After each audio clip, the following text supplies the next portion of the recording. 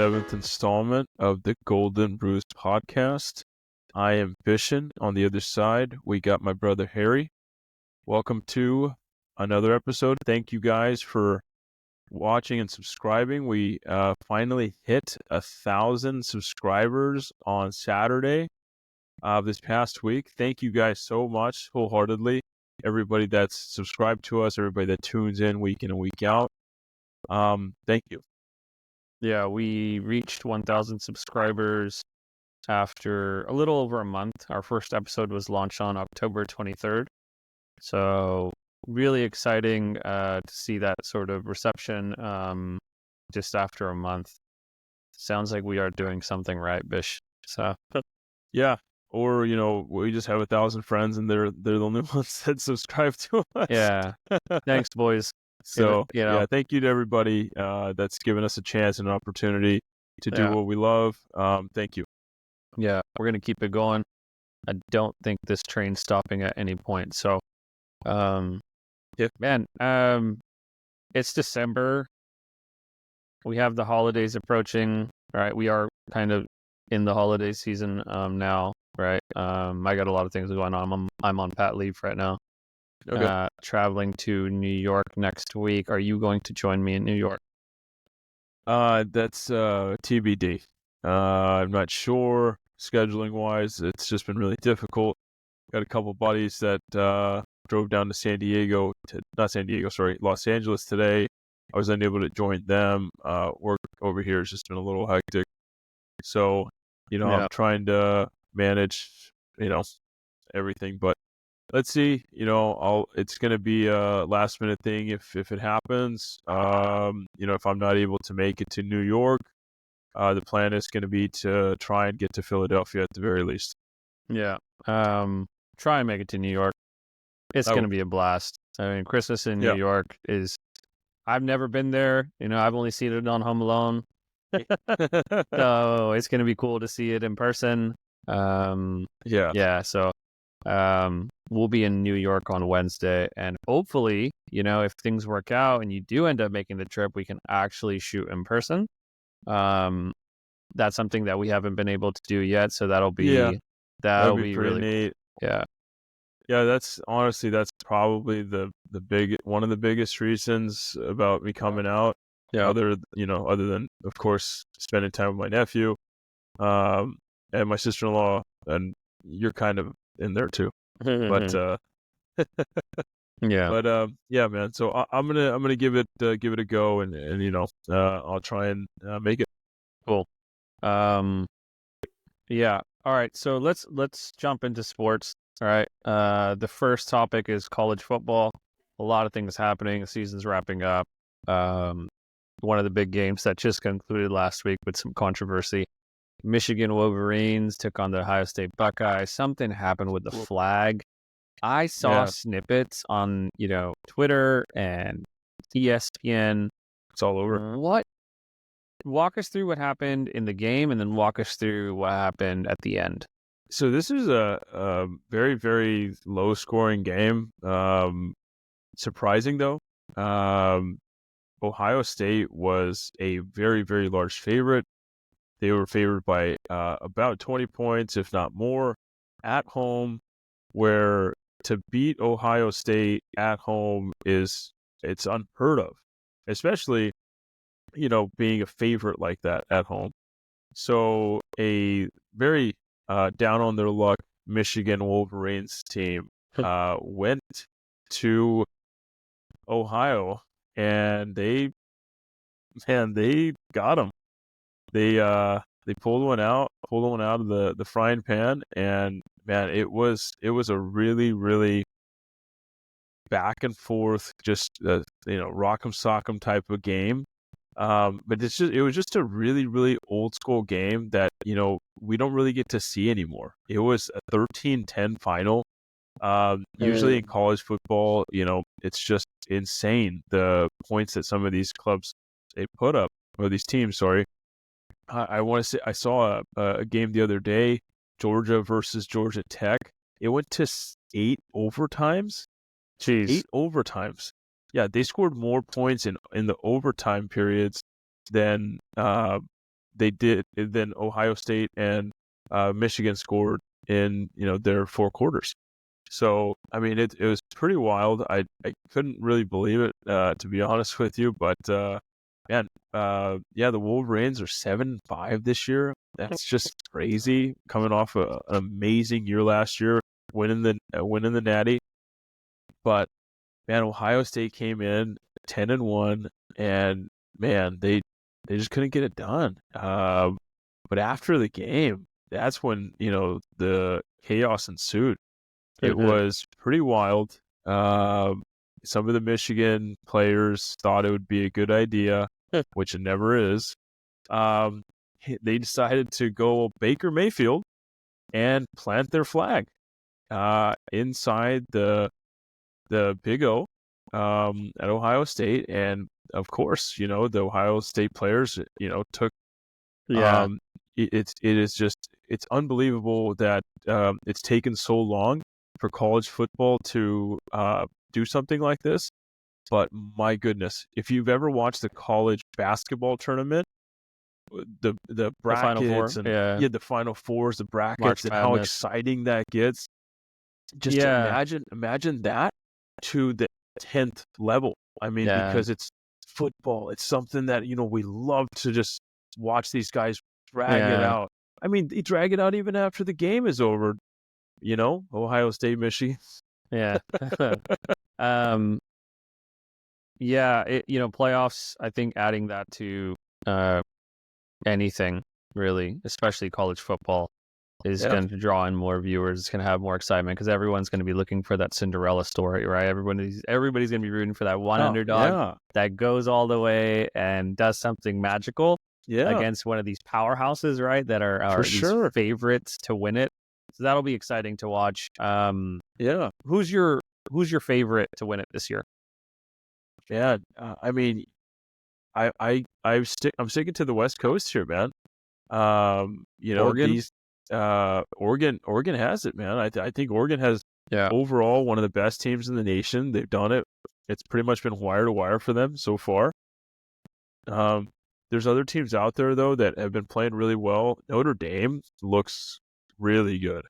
I saw Notre Dame come out here to Southern California this week to play UFC, and my goodness, no, really, they are killing right now. So yeah, there's a lot of good teams out there, and I want to just touch on something real quick when you said Cinderella. So that kind of triggered something in my mind when you said Cinderella. Years ago, I want to say 2008. I want to say it was. No, what was 2008? Like 2009 or something. Fresno State baseball went to Omaha, played in the World's College Baseball World Series, and it was 2008. Just to confirm, it was 2008. Okay, cool. Yeah. So the last call from that championship was Cinderella just won a national championship, and that just sends chills into my body because, man, a team like Fresno State, just a Cinderella, that could happen again. I mean, there's a few teams that never, ever would have an opportunity to play for the national title, yet because of this 12-team playoff, it's going to be amazing. And I'm so stoked. I can't wait to watch. I hope you guys are ready too. Dude, you're getting me excited, man. I'm gonna watch this too now. I might play some bets. You can bet on college football, right? Yes, you can bet. Oh, actually, I don't think so. I don't think college. Really? Oh, yeah, you should get. Yeah, you can. You should be able to. Yeah, you can. Yeah, you can. I'm not too sure. But... on legal sites, you can. Okay. Yeah, of course. Yeah. Of course. Another playoff that's happening, that's newly established is the NBA Cup. Yeah. We have now the teams for the Eastern and Western Conference. So for the Eastern Conference, actually, you know what? What I'll do is I'll share my screen here, and we're going to take a look at the Eastern and Western Conference teams. All right. All right. There we go. Let's take a look. Okay. Can you see that, Bish? Yeah, I got you. All right, great. So the East, we have the Bucks taking on the Magic, the Knicks taking on the Hawks, which I might be at next Wednesday. So I'm looking at tickets. So if you do fly into New York, we're most likely going to this game, which will be awesome. And in the West, we have the Thunder and Mavericks and the Rockets and Warriors. Remember, this is a knockout sort of format. So there isn't like a 7-game series here. It's winner takes all, right? So yeah. Who do you got? Who do you got coming out of the East? Man, that Eastern Conference. Yeah. You know what? I think there's someone that is currently in the same household as you right now that will like this prediction. I think coming out of the East is my sister-in-law's favorite team, the New York Knickerbockers. So I'm going to say the Knicks coming out of the East. Yeah, I tend to agree with you. I see the Knicks coming out as well. Most well-rounded team, right? They have two bona fide superstars, in Towns and Brunson. Big body Brunson. I got her the jersey, by the way. It just came in yesterday, so she's super stoked about that. Oh, awesome. That was Cool. an anniversary present. Nice. And the West. Let's move over to the West now. Who do you got coming out of the West? Man, I'm gonna go with my heart a little bit on this one. You know, a team that I've had the good fortune of watching this last decade, and they've never disappointed. They've always put on a show, and they have an easier road, I believe. Is the Warriors, man. Let's go Golden State. Yeah, I agree again. I'm gonna jump on this boat. You know, Steph Curry. You know, if it's a knockout game, he took some. They're pissed off. Yeah. So, yeah, they went out there. There was a huge brawl that ensued. The police tried to get it under control, maced some of the players. Wow. It was just a crazy scene, man. I mean, nothing like I've ever seen before. Both teams were fined $100,000 each. Wild. Yeah, that's I mean, these college teams, man, they're real passionate about their, their teams, and obviously taking a big loss against a rival, right? It's going to be an issue, right? These things happen. I'm not surprised. College football is nuts. Yeah, I'm not the biggest. I mean, the only time I follow college football is during the NFL draft. My brother, he's much more in tune with what happens in the world of college football.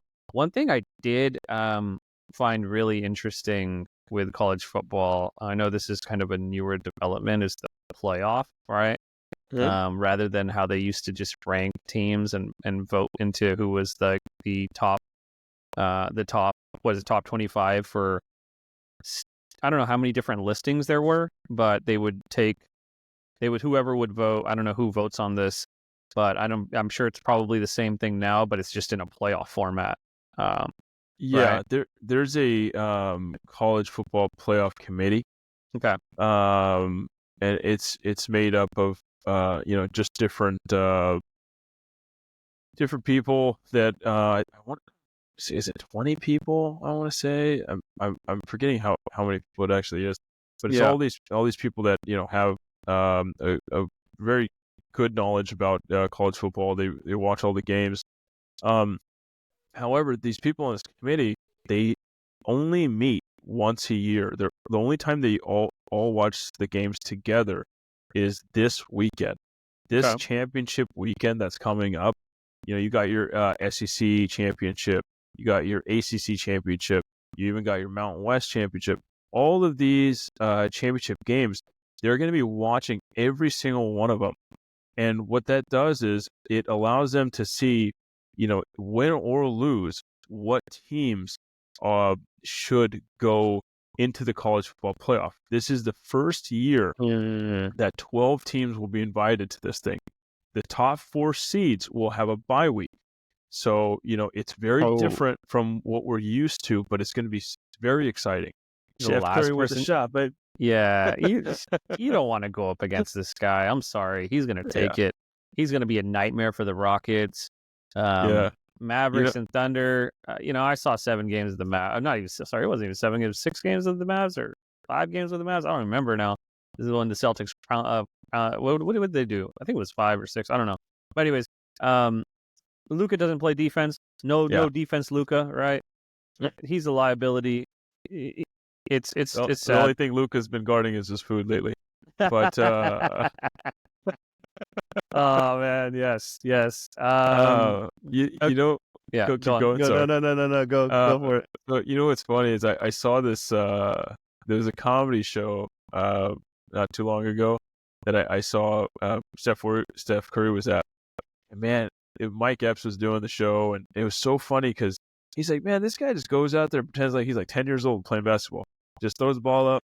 I went in, just kind of like lollygags back or whatever, just throws it up, boom, it goes in. And it's the funniest thing in the world. But that's what sports are supposed to be. It's supposed to be fun, right? Yeah.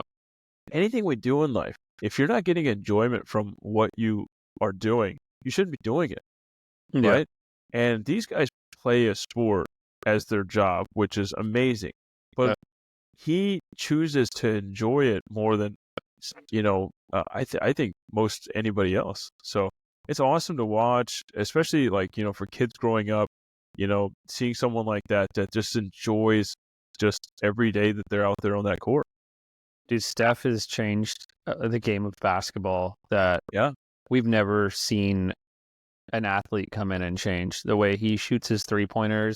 Well, we went from a post-up game, perimeter game, to now every single person, all 5 positions is shooting 3-pointers. The centers are. If Shaq was still playing right now, he probably would be shooting 3-pointers. Yeah, because of Steph Curry. That's how much he's changed this game.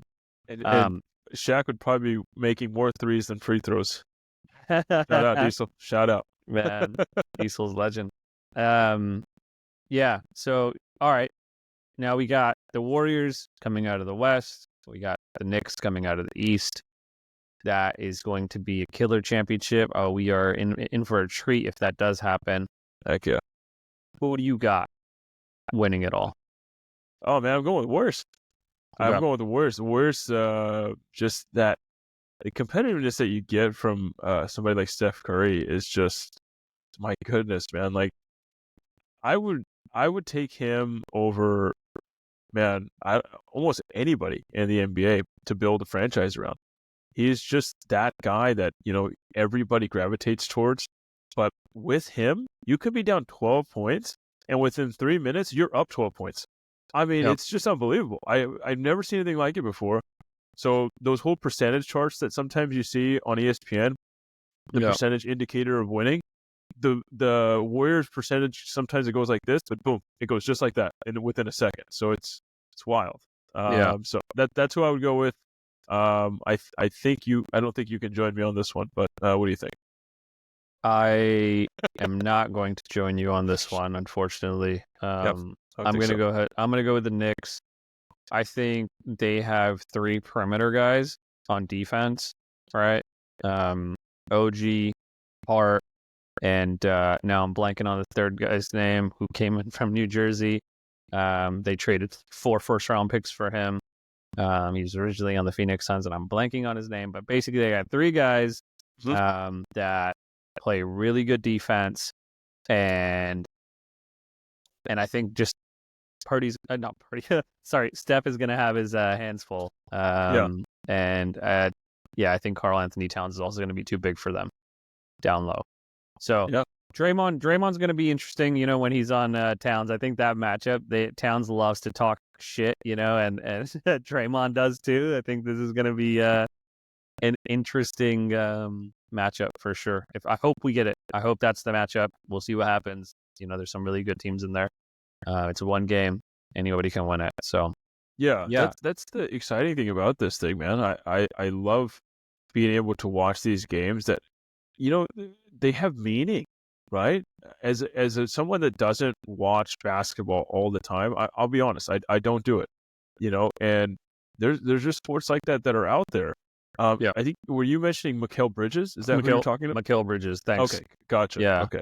My That's what brain was in the yeah. background. It was doing its thing where it's like searching in this library of It's like that nonsense. circle that comes up when it's still loading. Yeah, exactly. No, I'm just kidding. But yeah, no, it's so awesome to see this. And this is the kind of stuff that changes your target audience as a sport, right? If golf, not golf, if like hockey and basketball, everybody starts to do these in-season type of tournaments, it's just all the more better. And this has really shown you what the power of international sport does for you. So the reason why the NBA is starting to do this is in European football, they started this thing and it's been working for them for decades, right? They're the FA Cup, or they have the UEFA Champions League. There's all these little tournaments within those their own leagues. So it's just so exciting. If you guys aren't basketball fans or anything like that, tune into these games. Yeah. These guys play harder and harder in these games, I believe, rather than in the regular season games, just because whoever wins this, I want to say they upped it to about $550,000 per player. Yeah. So whoever wins. So yeah, pretty amazing.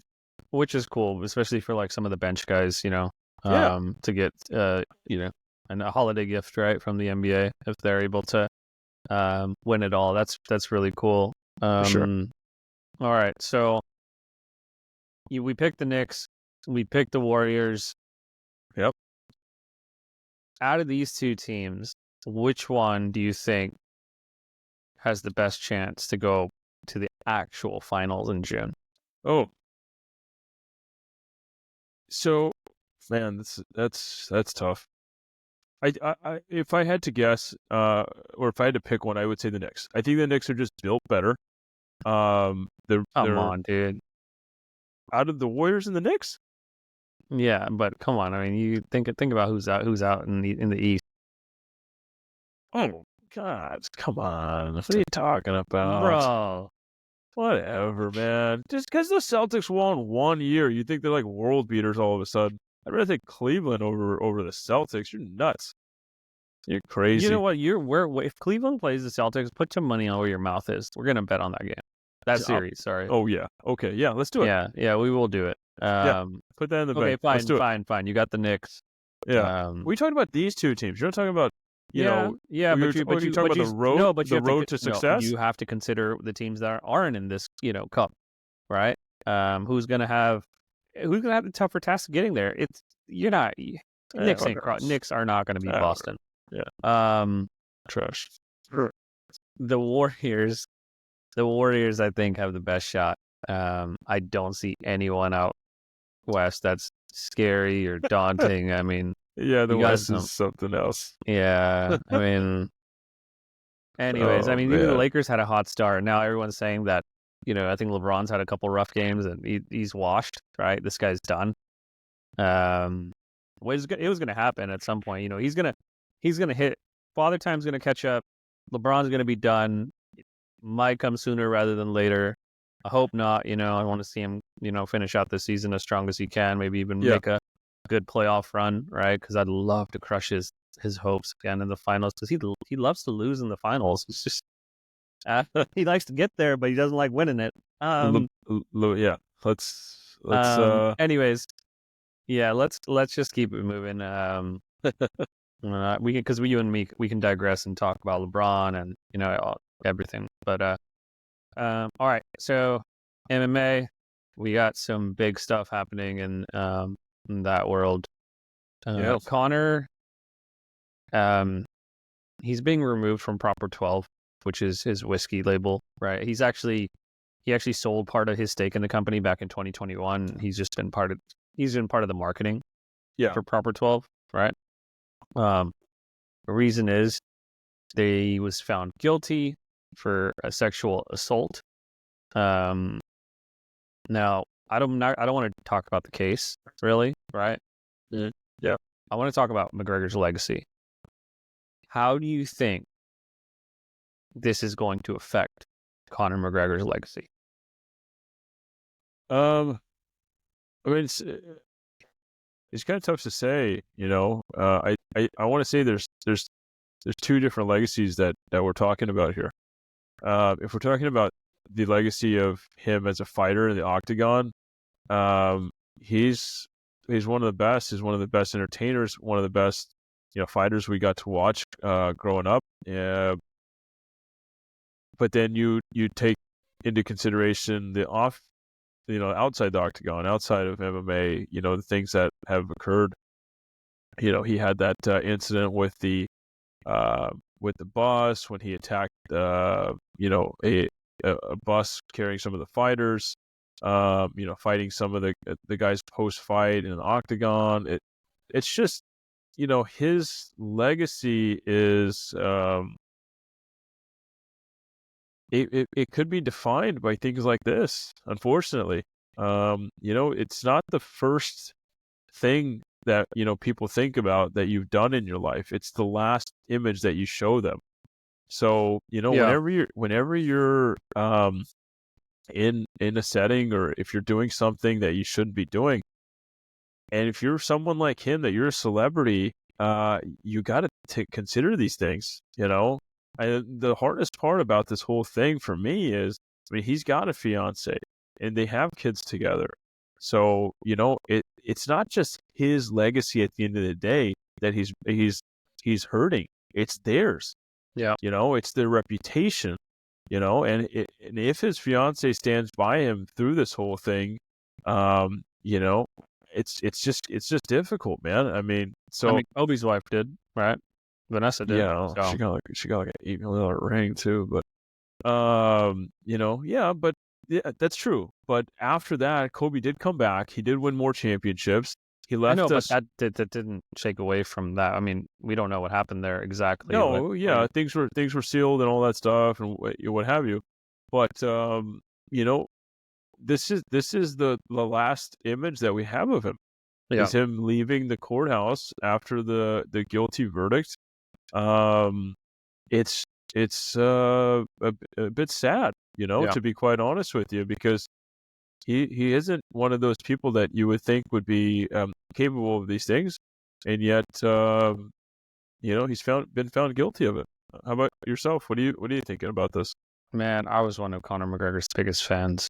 Yeah, I love the sort of energy he brought to the fights, pre-fights, post-fights, everything, his attitude. Yes, a lot of people were kind of turned off by that, but I think he brought more viewers to the UFC because of the showman he was. I think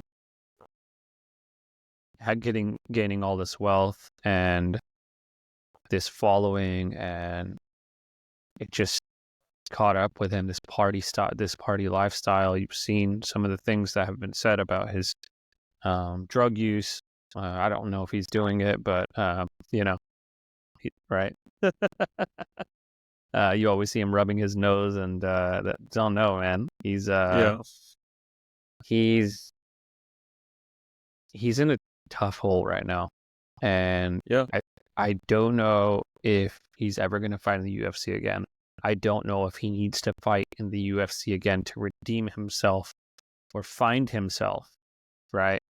Because he does come from humble beginnings, right? Now, whatever he's turned into is far from who he used to be. So, yeah, I don't know. I don't think Conor's going to ever fight again, but I could be wrong. Let's see what happens. But who is possibly going to fight again is Jon Jones. So, Jon Jones is asking Dana for $30 million to fight Aspinall. That is a report that came out recently. Yep. Jones was paid $15 million for the fight against Stipe. Yep. It's double, right? Jones can dictate his value, right? Why the hell not? Hell yeah, he can. Absolutely. Jon Jones is the best fighter in UFC, period. Yep. There is nobody else right now that would bring box office to UFC more than Jon Jones. If you want to build that fight, Dana, you got to pay the man his due. And honest to God, I don't think he's been paid quite well in any of his previous fights, but I could be wrong, but 15 million for this last fight. 30 sounds like a bargain to fight Aspinall. So do it. Let's make it happen. I want to see it. America wants to see it. The world wants to see it. Yeah. You know what fight I want to see more is Jones versus Ngannou. Ngannou actually tweeted, he said, "This is the fight you want. This is the fight you want." Dana could still make that fight happen. Dude. You know the world wants to see it, but you're going to have to pay Dude. up, Dana. You're going to have to pay Jones, and you're going to have to pay Ngannou, because that, let's put Aspinall aside, Ngannou is still the champion, regardless if Jones owns that belt right now. But Ngannou is still the champion. He's a monster. Huge, bro. He's just like he's like a mountain of a man. He's Is who that guy monster, is. He's dude. Just crazy big. I want him to get out of boxing. I want him to get out of this, like, he needs to go back. Yeah, he needs to be back into mixed martial arts, like 100%. Yeah, this is not. Just let him do contract by like fight by fight. Like, let him do his negotiations fight by fight. I feel like fighters get to a pinnacle or a point in their careers where they don't need to sign up for 3 fights, right? Or 6 fights or whatever it is, right, under their contract. You get guys like Conor McGregor, you get guys like John Jones, you get like guys like GSP, Khabib, right? Once they reach that sort of pinnacle, now they should be able to negotiate what their contract is, right? Yeah. Because they're bringing in the viewers, right? You want to put them up, right? So, 100%. I know it sucks for Dana and his pockets, but let's be real, man. What do the people want to see? So, you know what's interesting? The one thing that I don't think I've heard too much about is agents when it comes to MMA fighters. Because right now I'm just thinking agents. I'm thinking about Scott Boras and MLB. Scott Boras, he is a representative for some of the biggest baseball players in the world. I mean, he's getting $500 million contract signed for some of his guys.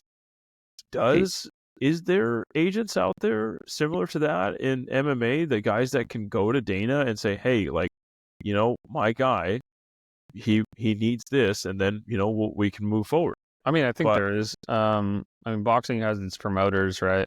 They're like Golden Boy, right? They were doing their thing. You got Oscar De La Hoya, you got Eddie Hearn, but you had Don King before that. I mean, Don King ripped my God. Mike Tyson. Mike Tyson was worth probably $400 million in total net worth, right? And obviously that's been reduced to nothing. And the poor guys fighting for what? To get a bought fight, a rigged fight against Jake Paul, right? Actually, here's another tweet I heard, Vision. Get this. So apparently some Saudi prince, right, has asked them to run that back. And if Tyson is able to knock out Jake Paul, he will give him, within 3 minutes, he will give him $700 million. I heard this. This is nuts. That guy has the money too, by the way. That guy has that money. He's got money, man. He's got FU money, 100%. So, yeah. Iron Mike, if you're listening, do it. Honest to God. He's going to do it, dude. Oh, my goodness. UFC 310 is this Saturday, December 7th. This is going to be the last big UFC event, I think, before the end of the year. Yeah. And then January, I believe there's some big ones. UFC 311 is in January, I'm pretty certain. Anyways, so UFC 310, we have Cyril Gane versus Alexander Volkov. I like Gane a lot, man. I've always been. I don't know if I'm pronouncing his name right, to be honest. Gane. I think so. Anyways, this guy's a behemoth. Yes, he lost to John Jones in that first round. I think they should definitely run that fight back again. He's a really good fighter. He lost to Ngannou as well. He's not at the same level as those two fighters, but I think he still has the potential to take both of them down because he moves really, really well for being that big. So, I got Gane winning this. He's already knocked out Alexander Volkov before. I think he'll do it again. So, what do you got? What are you thinking on this fight? I like Volkov. Just his fighting style to me, I just like it better. I haven't seen Gane a fight in a little while, so Yeah. Volkov. On the other hand, I have seen fight. But yeah, I just really think it's gonna be a close fight regardless. I think it's gonna be a good fight. I think they're gonna set the tone for the rest of the year, or sorry, the beginning of next year. So it's gonna be fun, man. It's gonna be a good fight week. So anybody out there that doesn't have plans, Saturday night, buy this fight. It's Yeah. gonna be fun. Yeah.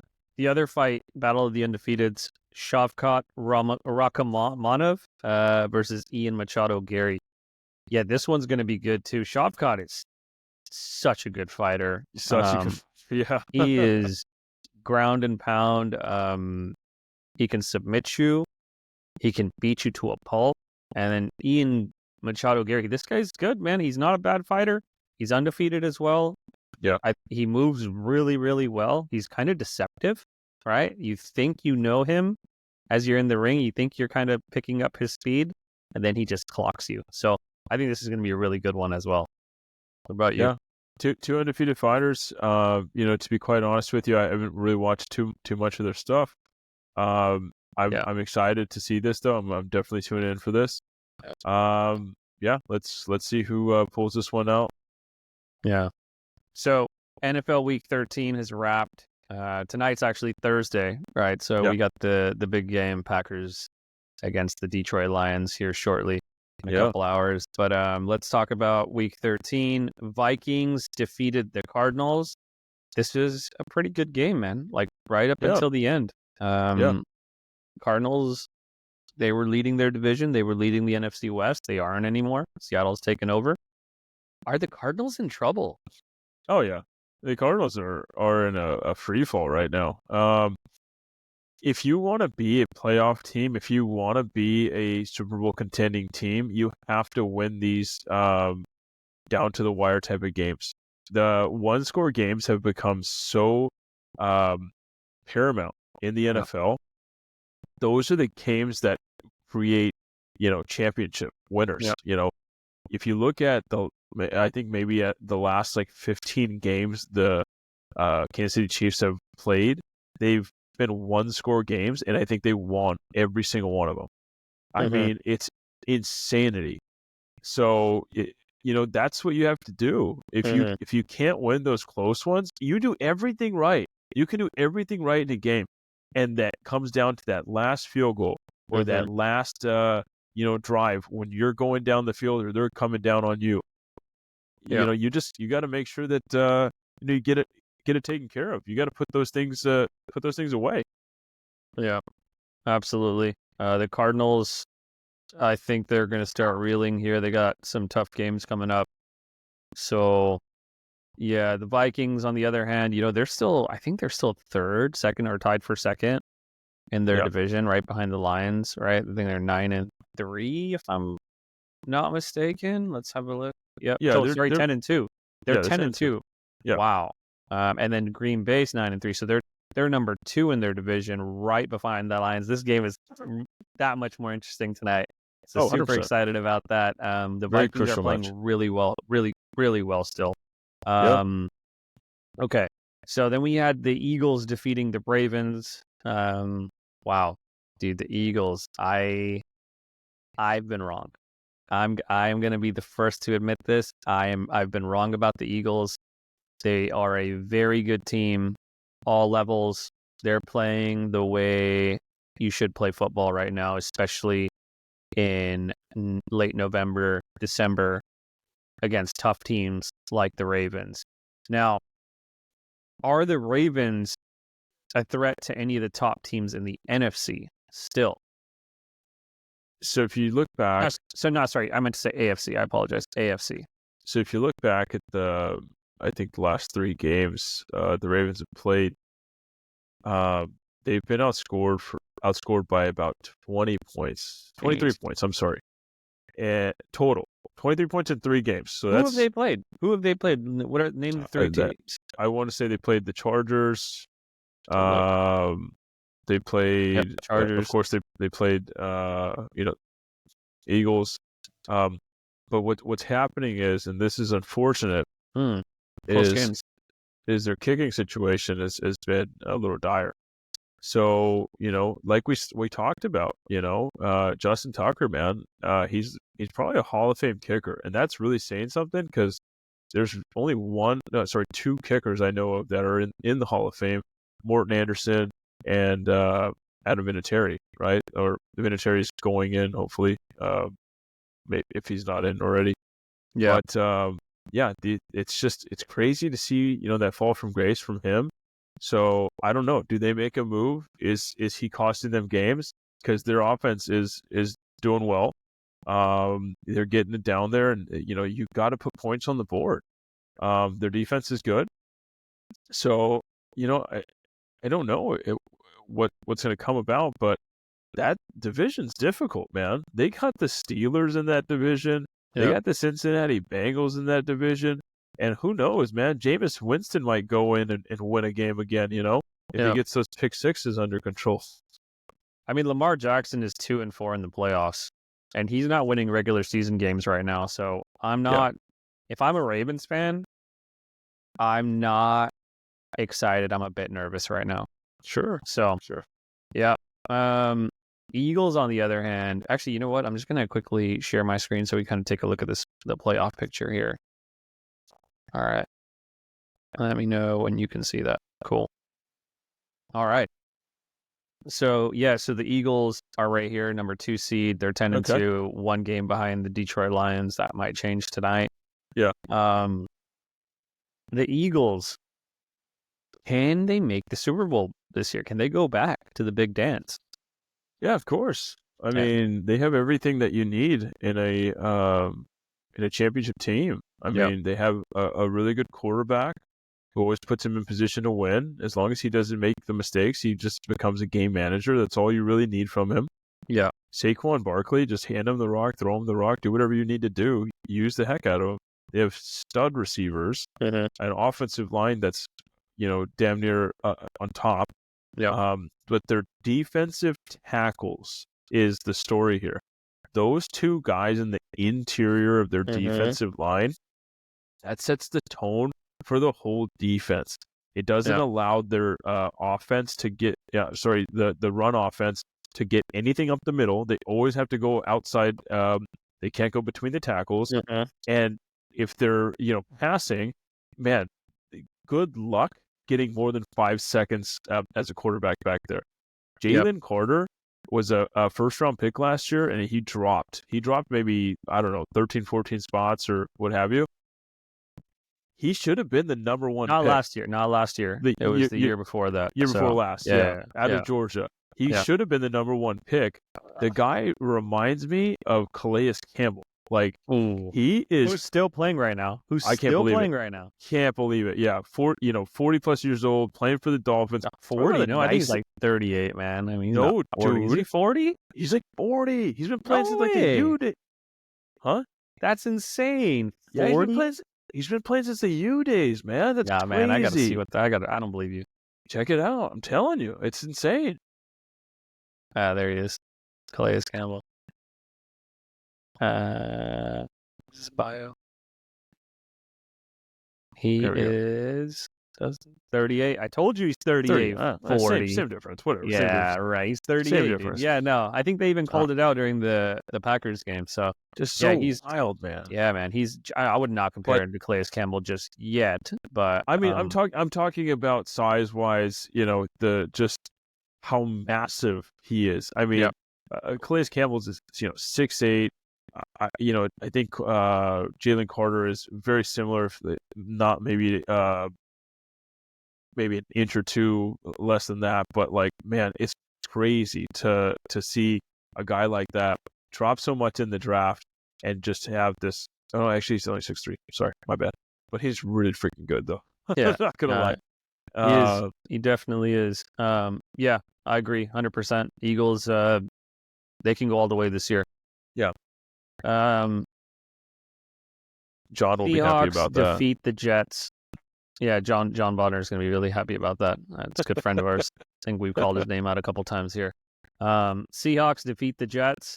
This was one of those games, felt like Aaron could get it done. I picked Aaron and the Jets. You picked I think you picked the Seahawks, actually. Yeah, because I don't think the Jets are good at all. I mean, they held the lead for most of the game, and then they just got run over like by a semi. I mean, the Seahawks are good. The Seahawks have a good team. I mean, from offense to defense, as long as Geno doesn't make mistakes, they're in the game. They're in the game. Yeah. Rodgers is done. He should retire at the end of the year. He's finished. I think he was talking about, something about himself. Some commentators had said something about him not having it this year. Then he said something like, "Oh, we'll see. If you don't know who I am, then we'll see in the next 5 games." And bro, you don't have it. You're done. You're washed. Go home. It's over. Go on. So go on one of your retreats or whatever. Like, it's over for you, man. So let me ask you a question. Last year, I think a similar situation happened with a one-time Super Bowl winning quarterback, and he's doing pretty well this year with another team. You know who that is?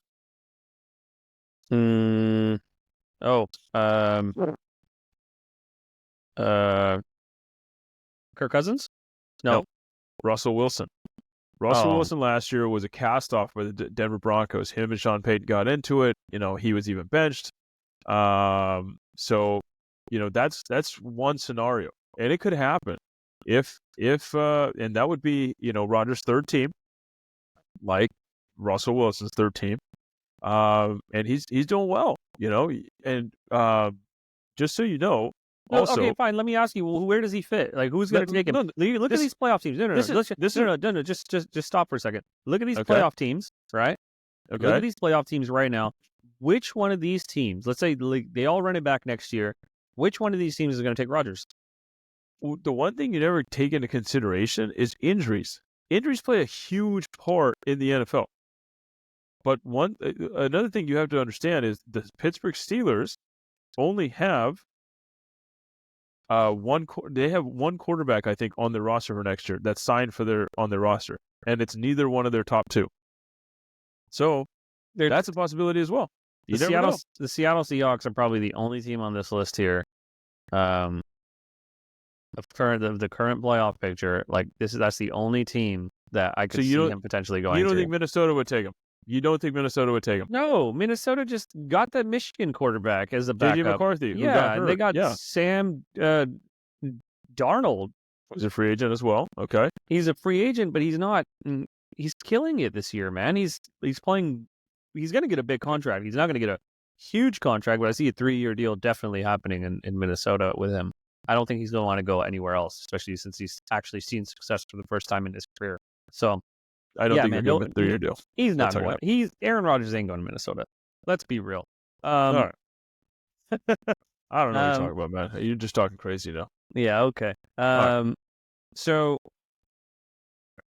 our beloved 49ers lose. Beloved is a stretch. Our beloved 49ers lose against the Bills in a blizzard, 35-10. Man, I am so happy I did not go to this game. Let me take you guys back for a second. Everyone that's listening, about 2 months ago, possibly 3, my brother Harry had this bright idea of going to Buffalo in December.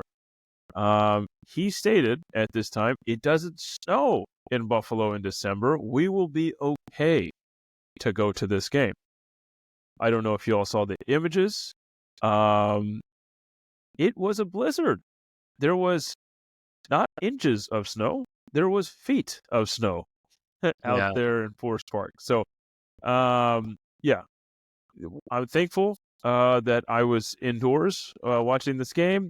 But I am a little pissed off because, the 49ers went to the East Coast and got shellacked. Yeah. They had no business being on the same field as the Buffalo Bills.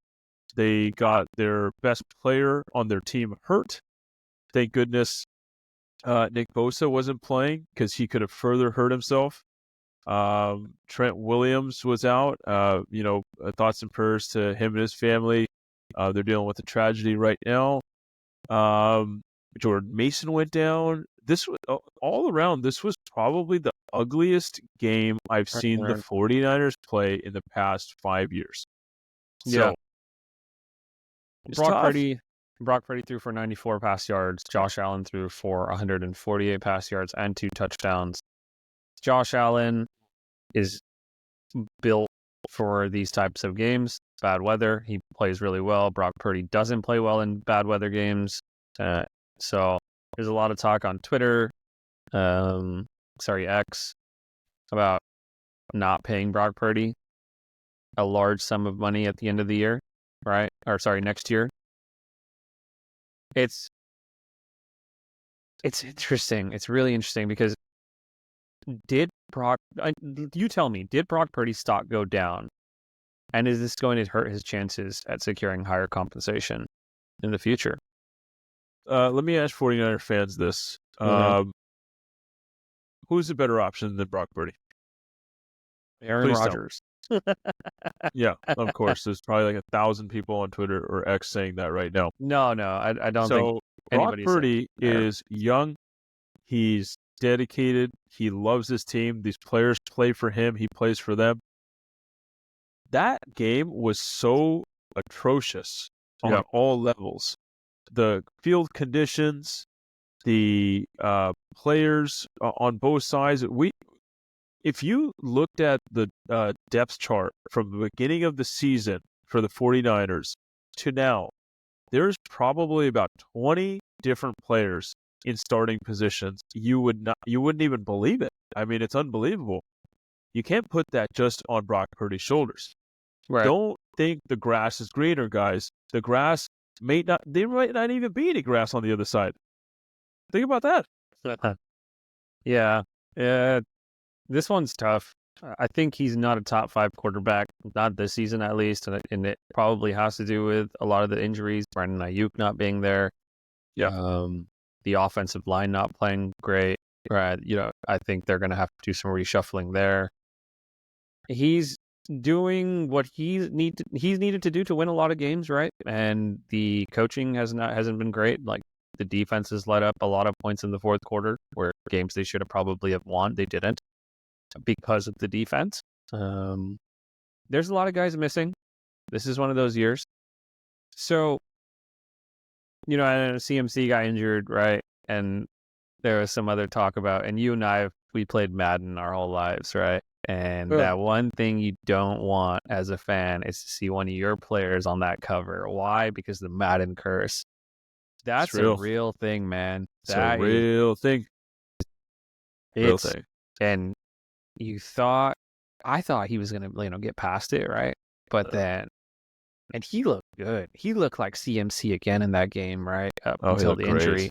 He almost had a breakaway touchdown, got shoestring tackled. But man, when he went down on his own, that was it. I knew it. It's when you go down of a non-contact injury, as much football as you and I have watched, through the decades, that's it. So he got injured before that with the other play. Remember when he almost broke it, and then the one that you were referring to, where the guy got him by his feet? That's where he got injured. And sure, but adrenaline was what kept him in the game. Yeah, and then he realized, boom, like right then and there, he couldn't do it. I think his knee kind of buckled there again a bit, and then it's a PCL injury, right? So that's 6 weeks. Yeah, it's sad to see though. I mean, a guy that trained so hard, someone that's been trying to get back on the field all season, trying to be there for his guys. It's a difficult thing to witness, and I'm sad, man, because this season there's a lot of expectations, there's a lot of high hopes, and within one fell swoop, all of those things have gone out the window. I don't think Trent Williams will come back this season. I think Nick Bosa, they're going to definitely take a second look and maybe put him on the shelf, because if there's no point in playing meaningful games, they may just shelf him too. Yeah. Um, I think if they so lose against the Bears here, you're probably right. They're not going to be bringing these guys back. if they lose against the Bears, I mean, you might as well just you got a clean house at that point. So okay. Let's talk about what's also been happening, and a lot of talk post game is about Shanahan. It's been a lot of talk throughout the season has been about Shanahan and his job with the 49ers. Keep in mind here, he signed an extension. John Lynch signed an extension last year. All right, I think they're set through 2028. So a lot of people are talking. A lot of analysts are talking. Mike Florio's talking. He likes to give these horrible takes. And I'm going to go ahead and share my screen. Let's listen in on what Mike Florio had to say about Shanahan and his job. We know about the usual suspects when it's time to line up coaching candidates. Coordinators who have never been head coaches, fired head coaches who are available, college coaches. Those are the primary three. One thing that I don't think happens enough is the John Gruden model, where you call up a team and you say, are you interested in releasing your coach, and what would the compensation be? And I've mentioned both Kyle Shanahan and John Harbaugh today as guys that maybe the Bears should call about. And yes, it's going to cost you something by way of draft pick compensation, but if you would get Shanahan, I feel like Shanahan and the 49ers are getting close to the point where they benefit mutually from a fresh start. If you get Shanahan and join him at the hip with Caleb Williams, are you kidding me? So I hope that in this coming cycle, we begin to at least entertain, and the owners will entertain the possibility of trying to do one of these Gruden-style trades, because I think getting a proven coach who's currently employed as a head coach, that's a pretty safe way to go, and sometimes the guy just needs a fresh start. What gives you the... I think that's a little wild, a little wacky. I don't think that's in the cards right now. There's too many factors in this season that don't point towards Kyle Shanahan. The injury bug is the injury bug. You can't do anything about that. Yeah. Yes, there's probably been a game or two here or there where, decision making by his part could have been different, and we definitely could have benefited by a different play caller for sure. But that being said, the whole blame of the season doesn't go on his shoulders. Right. It's a collective thing.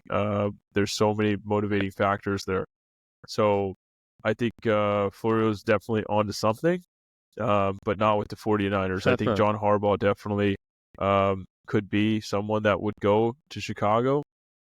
That could go to Chicago. Sorry. Interesting, John Harbaugh. I don't know. I don't know.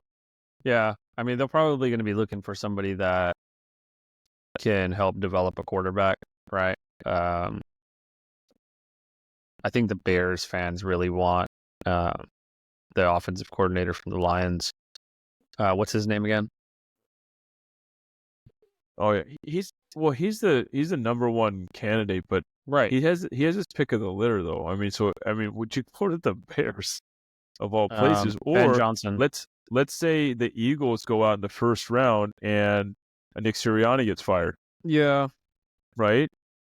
Yeah. And you're not allowed to interview coaches until I think the first round of the playoffs, I want to say, or something like that. Is over. But we'll see. Yeah, I don't see this happening. It's a stretch to think like the 49ers would even entertain even 2 first-round picks for Kyle Shanahan. I think Kyle Shanahan's a lifer with the 49ers, right? He's that type. So. It's like going to be like the Mike Tomlin model, right? Where you just stick to your guy, even if you have some down seasons.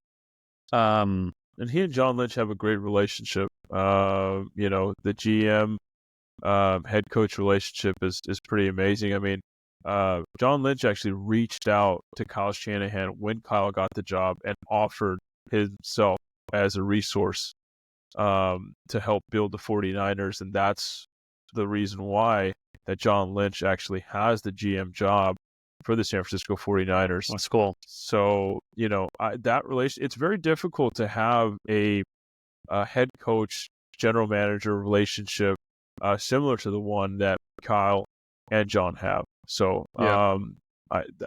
Mike Florio, I don't even listen to that guy. All right, let's look at the Niners playoff hopes. Let's look at the schedule the rest of the way. We got the Bears and Niners this weekend, right? Yeah. And then we got the Rams and Niners. Then we got Niners and Dolphins, Lions and Niners and Cardinals. Do you think what's their record? Give me their record at the end of this. I see them going 4-1. 4-1. Okay. Yep. And that one, I can assume it's the Lions? Yes. Okay. Okay. Do they get into the playoffs with a 4-1 record? That would put them at 9 wins. It depends on how the division shapes out. But you have 2 division games. You're playing against the Rams and the Cardinals, who both have very similar records to you. So yeah, I think they definitely have a chance. The Seahawks have to falter a little bit, but if the 49ers can get the job done with their divisional opponents, sky's the limit. Yeah. I mean, if you just take a look at the Seahawks schedule, you got the Cardinals, you got the Packers, which I think is going to be a tough one. The Vikings are going to be tough. The Bears are playing really well. They'll be tough. The Rams are going to be tough. I think this is a tougher stretch than the 49ers are probably going to have. So, yeah, I think the Niners still got a shot. But this is going to be so critical for Brock Purdy because he's got to play well. He's got to play well because he needs to secure the bag, right, at the end of the season. The Niners can go into the next season, not give him anything, tell him, hey, play out your last year. We're going to let the market test you, right, what you're worth, right? So they can franchise tag him, right, following that year. They have a bunch of different ways they can go about this. Obviously, with quarterbacks, you want to pay your guy, but what do you pay Brock, right? I mean, last year he's having an MVP season. If he's having an MVP season this year, then he's probably going to get top 5 money. He's not having that type of year, but let's see what happens in these next 5 games. Cool. All right. So we got a special section, right? We're going to start doing now. It's kind of goes off our title, the Golden Brews, right? So basically, I'm going to ask you, who's brewing something special in the NFL this year? Yeah. That's a bit of a loaded question. You got your obvious ones. The guys that are on top of the league with the Lions and the Chiefs. Neither team, to me, is being tested as much as they should be. I'm going to go with Buffalo Bills. I got a close, in-depth look at them this week. And I'm going to be honest with you guys out there. If you have to go to Buffalo, New York, in the dead of winter to win playoff games, Godspeed. Straight up. That place is insanely difficult to win in because for the first thing, most importantly, those fans out there love their Bills. Yep. Bills Mafia is a real thing. They are some of the best fans I've ever seen. And the elements play a part, but the offense and the defense of the Buffalo Bills it's got to be top 5 in both categories. Those guys, they're brewing something real special over there right now. What about you? What are you thinking? I wanted to go with the Lions, but I'm going to have to you and me are brothers, man. Sometimes we think so much alike. It's crazy. After seeing the game in the blizzard, Sean McDermott and Josh Allen Oh man. are brewing something special, something golden. Oh Right? yeah. They are. Colston. They are. Like you said it. It's going to be tough to play there because of those two. Josh Allen no longer is hearing those, I want the ball out of his right ear, right? Comments, right? He's not having to deal with some emotional receiver. No, I won't say his name, but he's the guy. And if you get the ball, you get the ball. That's it. No more divas, no more none of this nonsense, right? They're playing good defense. They have a really good offense with a good quarterback. And I mean, I think Cook is the X factor for that team, though. If he plays well, they play well. So, I agree with you. The Bills, Sean McDermott, Josh Allen are brewing something special in Definitely. in upstate New York. Okay, so we got our pick'em section, right? It's Thursday night, right? It's 5:00 here. It's 2:00 there. We're only like 3 hours out until kickoff. Packers at Lions. What do you got? Packers Lions. This is gonna be a really good game. Everybody that's watching right now, or if you watch this after that game, I hope you're watching it tonight. Seriously, this is going to be a good game. Mm-hmm. It's the last half of the season, last third of the season, as you will. And these divisional games are exponentially more important than anything else. Yep. And two teams that are separated by 2 games. I mean, if the Packers can go into Detroit and beat them just like Detroit did in Green Bay, oh man, all hell is going to break loose. The floodgates are going to open. It's going to be chaos. You could be the number 1 team in your division right now, and the number 3 team in your division. With 1 game, you come up just a little bit more. And what happens is, if they falter again and you have a better division record, you could jump up to number 1, and they will jump down to, I want to say, the 5th seed. That's crazy. You go from having a bye week in the playoffs to playing in wild card weekend.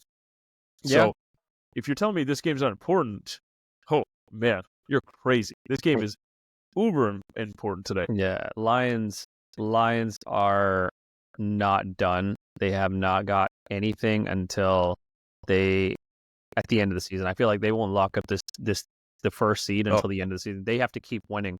And they have some tough games coming up when this one's going to be a tough one. I think I got the Packers winning this game. I think the Detroit Lions have a lot of injuries on defense. Yep. I think Jordan Love is going to take full advantage. He plays really well in the dome stadiums, and I think he's reeling right now. After that Miami game, he is ready to explode. And I got him scoring 3 touchdowns today, maybe more. Let's see. I think this is going to be a big game in terms of points. What's like total points for you in this game? What are you thinking? I think it's a high scoring game. Over 50? I'm going to go, yeah. Oh, yeah. I think like 35-31 is something that I'm thinking. 35-31. Wow. Yeah, I think it's going to be a very high scoring game. 2 teams that they play really well on offense. I say they put up a lot of points tonight for sure. I think it's going to be one of, if not the best, Thursday night games of the season. Yeah. All right. So the other game we want to pick today is the Seahawks and the Cardinals. Yep. What do you got? Seahawks Cardinals. Seahawks are playing better than the Cardinals. That being said, Cardinals are at home with this one. They're coming off a very, very close loss. The Seahawks they've done just enough to win games. They faltered early in games, but they came back in their last one. I do believe that Kyler Murray will get the job done for the Cardinals this weekend. Yeah, this is a trap game for the Seahawks. Yeah. They're going to be walking into a really pissed off Cardinals team that is going to be ready. So, yeah, I got the Cardinals as well. Bills at Rams. This is a cross-country game. Yeah. You know, everybody said, like, right now, if we had to do the odds or something like that, I think the Bills would probably be favored by more than a touchdown. But it's not easy for these guys to go across the country to go play a game, especially in Los Angeles. Los Angeles, you have everything. You know, some of these guys have off-season homes there. You know, so it's going to be difficult for Buffalo to go out to Southern California and get a win. You said trap game. I'm taking this as a trap game for the Bills. I think the Rams take this one. Wow. I don't see the Bills losing this game. They're going from a blizzard to a dome. It's like being on the beach again, you know, for them. Right? Hey, those wide receivers, man, on the Rams, don't count them out. They've been playing well. They're back. Also, the Rams don't play home games, right? Because it seems like every team's fans come in and occupy that stadium, right? I thought it was just 49ers fans for a second. I witnessed it with Eagles fans. Philadelphia was in LA for that game. Well, it's cold as heck. It's cold as heck in Pennsylvania. Of course, you want to be in it was sunny Southern California. Well, I got the Bills. I think they do it by 2 touchdowns. It's gonna be a big one. Chargers at Chiefs. This was gonna be fun. Yeah, this is definitely the game of the week for me. And thank God NBC has it on Sunday night, which is awesome. So, you know, if you have stuff, chores you need to do during the week, get your Christmas lights up, get all that stuff done, guys. And make sure, you know, 5 o'clock West Coast time, 8 o'clock East Coast time, you guys are tuned in. You got your popcorn ready. And, man, this is going to be a really good game. Yeah. Jim Harbaugh lives for these games. Jim Harbaugh is the best 49ers head coach I got to see, you know, growing up. You know, I didn't get to witness some of the greats the 49ers had prior to my time, but Jim Harbaugh's 4-year window that he had with Mooch? Mooch was good. Mooch is great, but, you know, I was so young, I didn't get to watch the games as religiously as I got to do with Jim Harbaugh. And he just loves these games, man. And he loves to just go in and disappoint the heck out of the home teams.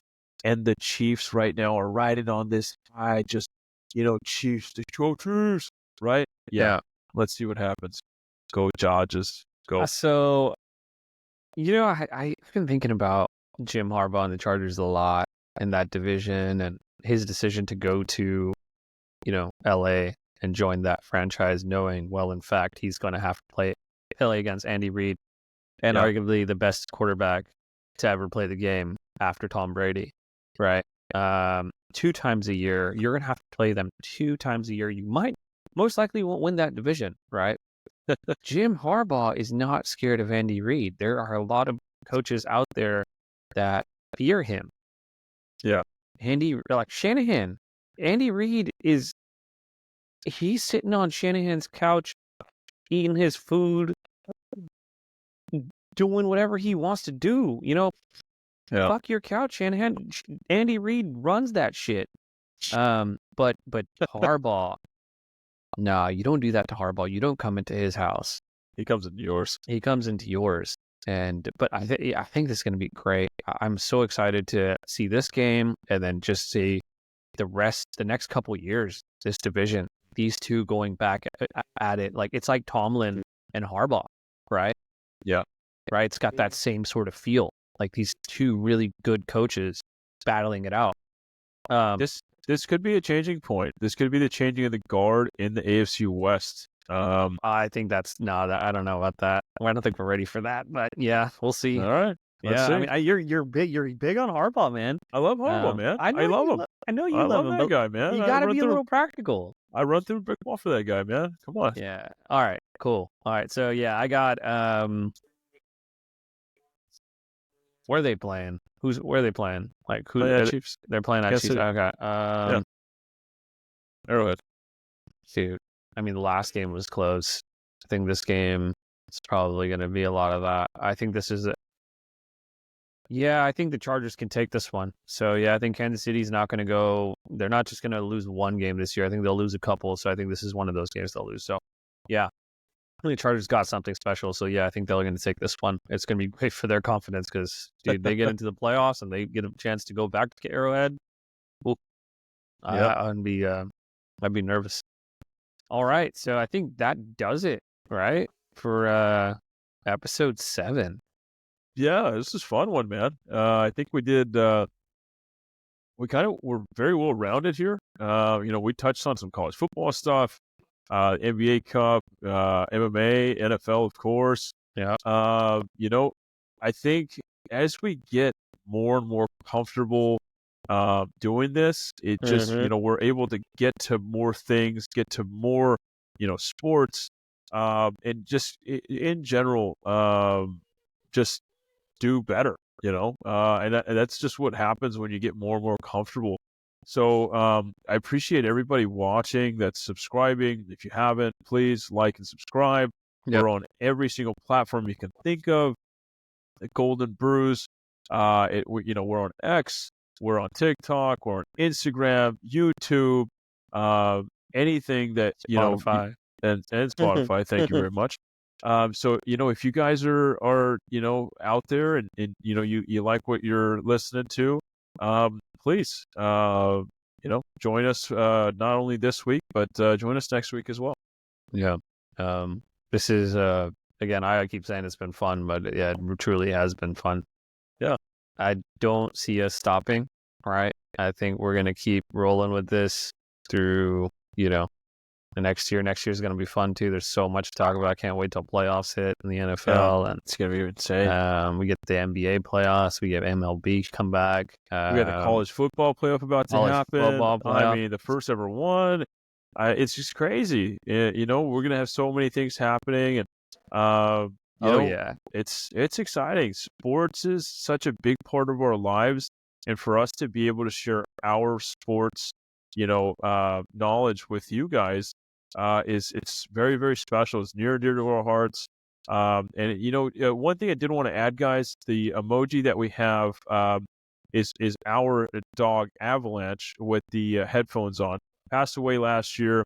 Very near and dear to our hearts, and we love him every day. So just a little background there. I don't know if we've discussed that at all, but no. Yeah.